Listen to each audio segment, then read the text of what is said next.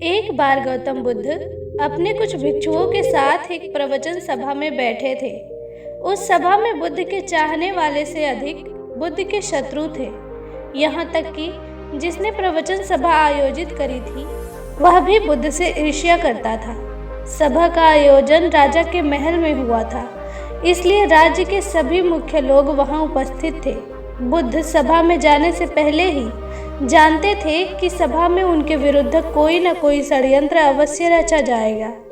सभा में जाने से पहले बुद्ध का शिष्य आनंद बुद्ध को चेताता है कि बुद्ध, आपको वहां नहीं जाना चाहिए, वहां के लोग आपके साथ दुर्व्यवहार करेंगे। न जाने उन्होंने आपके विरुद्ध कैसा षड्यंत्र रचा हो, लेकिन बुद्ध अपनी करुणा के चलते वहां जाने से खुद को रोक नहीं पाते। सभा की शुरुआत होती है बुद्ध के साथ कुछ तीखे प्रश्नों से। बुद्ध से ईर्ष्या करने वाले लोगों का यह प्रयास होता है कि बुद्ध से कोई ऐसा प्रश्न पूछा जाए जिसका उत्तर बुद्ध ना दे सके, परंतु बुद्ध सभी प्रश्नों के उत्तर बड़ी ही सरलता से दे देते हैं। सभा में उपस्थित लगभग सभी लोग अपने अपने प्रश्न पूछ लेते हैं और उन्हें उनके उचित उत्तर भी मिल जाते हैं। अचानक वहां एक स्त्री आती है और बुद्ध से कहती है, आप ध्यान की बात करते हैं, आप ज्ञान की बात करते हैं, आप सत्य की बात करते हैं, आप लोगों को सत्य के मार्ग पर चलाने की जिम्मेदारी लेते हैं, परंतु क्या आपके भीतर तनिक भी दया नहीं? क्या आपको मुझ अबला की कोई चिंता नहीं जिसे आपने गर्भवती बनाकर छोड़ दिया है? क्या आपको मेरे पेट में पल रहे बच्चे की कोई चिंता नहीं? उस स्त्री की बात सुनते ही सभा में हड़कंप मच जाता है। सभी लोग एक दूसरे से बातें करने लगते हैं।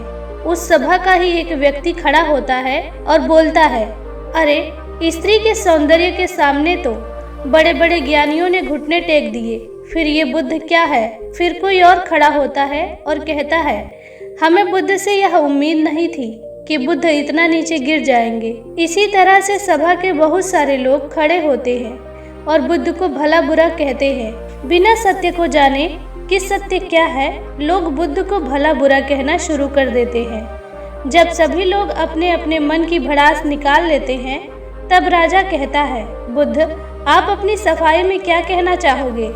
राजा भी बुद्ध से ईर्ष्या करता था। वे चाहता था कि बुद्ध बदनाम हो जाएं।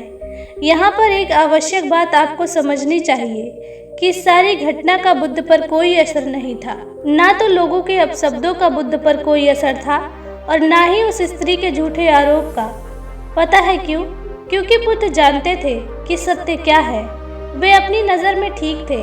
सूत्र यही है, चाहे पूरी दुनिया आपके खिलाफ हो जाए, अगर आप अपनी नज़र में ठीक है, अगर आप जानते हैं कि आप सत्य के साथ हैं, तो आपका कोई कुछ नहीं बिगाड़ सकता। सभा के सभी लोग संदेह में थे। यहाँ तक कि बुद्ध के कुछ नए भिक्षु भी संदेह में पड़ गए थे, लेकिन बुद्ध जानते थे कि वो क्या है और यही आवश्यक था।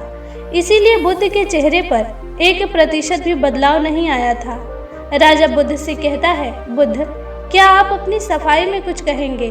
बुद्ध उस स्त्री से कहते हैं, पुत्री, इस ब्रह्मांड में केवल 2 ही लोग इस सत्य को जानते हैं कि तुम सत्य कह रही हो या असत्य।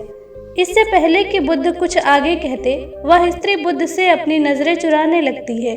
असत्य का सहारा लेने का अर्थ है कि आप अपने भीतर डर का बीज बो रहे हैं। अब यह बीज जैसे जैसे वृक्ष बनेगा, वैसे वैसे आपकी समस्याएं बढ़ती जाएंगी। उस सभा का ही एक व्यक्ति उस स्त्री से कहता है, तुमने बहुत बड़ी बात कही है।